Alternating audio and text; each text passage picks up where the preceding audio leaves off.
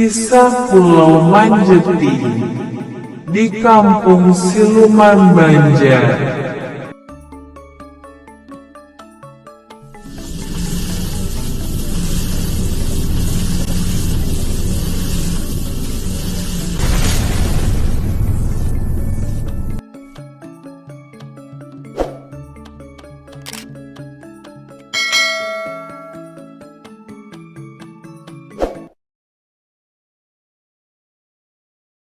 Assalamualaikum warahmatullahi wabarakatuh sahabat Kang Wasja semuanya. Kembali lagi di channel saya Kang Wasja MDA. Video kali ini saya upload video cerita kisah kerajaan Pulau Manjeti di Kampung Siluman Banjar. Dengan adanya video kali ini semoga sahabat semuanya masih terhibur. Terima kasih masih setia di channel saya sahabat semuanya. Selamat menonton.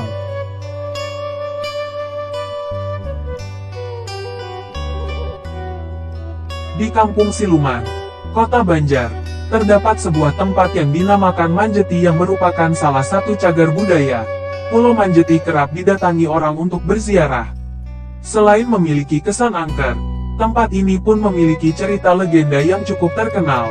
Pulau Manjeti ini berada di lingkungan Siluman Baru, Kelurahan Purwaharja, Kota Banjar, dikelilingi area pesawahan rawa onom.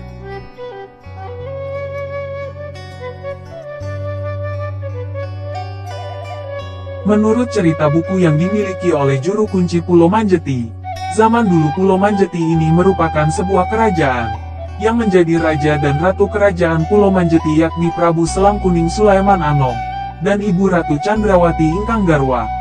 Menurut kabar, Ibu Ratu Candrawati atau Ratu Gandawati ini merupakan putri Jin Kuraisin, sedangkan Prabu Selangkuning merupakan sosok raja yang gagah dan memiliki kesaktian.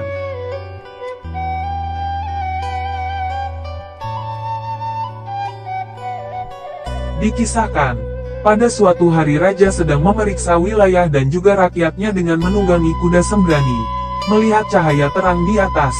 Setelah didekati ternyata cahaya terang itu berasal dari Fitri Ratu Ibu Candrawati. Kemudian raja pun tertarik dengan kecantikannya. Prabu Selangkuning kemudian melamar sang putri melalui surat. Kemudian surat itu diberikan kepada burung kaladi bawang untuk diantarkan kepada putri. Namun burung kaladi itu tidak menyanggupinya.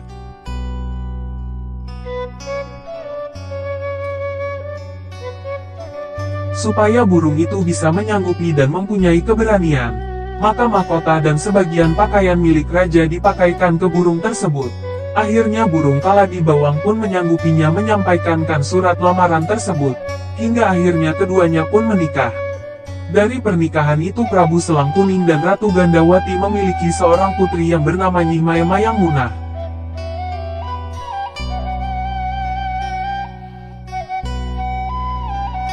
Pada suatu waktu, Prabu Selangkuning mau mandi.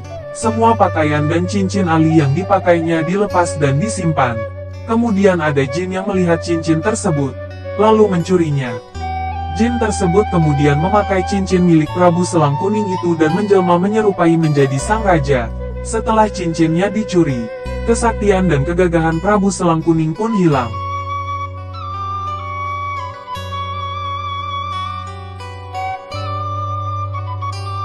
Prabu Selangkuning pun keluar dari kerajaan Pulau Manjeti, dengan melewati hutan menuju arah selatan.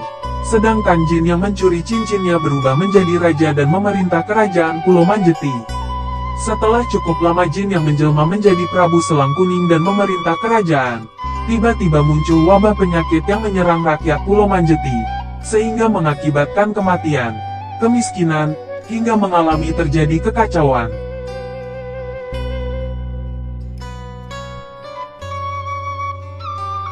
Lalu seorang pandita dengan ilmunya melihat raja yang saat ini memimpin bukan raja yang sebenarnya, melainkan hanya jin yang menjelma menjadi sebagai Raja Prabu Selangkuning, sehingga muncul pengumuman untuk tidak lagi melaksanakan segala perintah raja tersebut.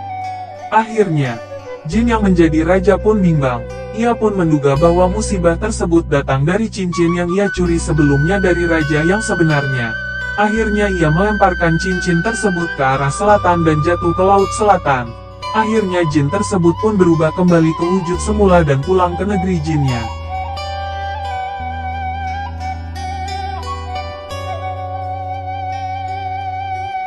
Prabu Selang Kuning yang pergi. Sampai di laut selatan ia membantu nelayan menjaring ikan. Ia mendapatkan upah berupa ikan.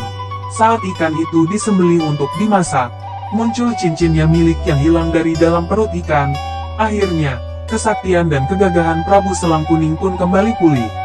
Prabu Selang Kuning pun kembali ke Pulau Manjeti dan mendampingi istrinya kembali. Kerajaan Pulau Manjeti pun aman, tentram dan rakyatnya sejahtera. Melihat keadaan kerajaannya damai, Prabu Selang Kuning pun meninggalkan kerajaan lalu meninggalkan cincin saktinya untuk anak cucunya. Menurut cerita cincin tersebut menjadi rebutan, dan akhirnya dimiliki Syekh Syarif Hidayatullah.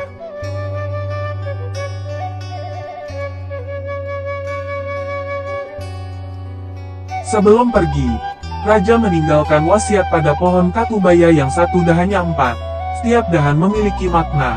Pertama untuk keilmuan, kedua untuk kepangkatan, ketiga untuk kekayaan keduniaan, keempat kuda sembrani. Wasiat ini untuk turun-temurun dari zaman ke zaman hingga sekarang. Isi wasiat itu bisa dimiliki siapapun yang menginginkannya dengan sungguh-sungguh serta mendapat ridho dari Allah Subhanahu wa Ta'ala.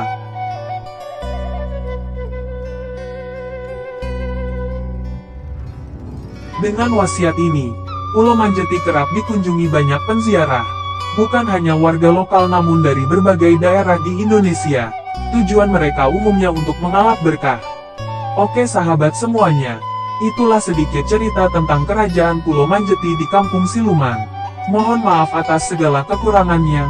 Jangan lupa like, share, komen dan subscribe bagi yang belum subscribe-nya ya. Terima kasih. Assalamualaikum warahmatullahi wabarakatuh.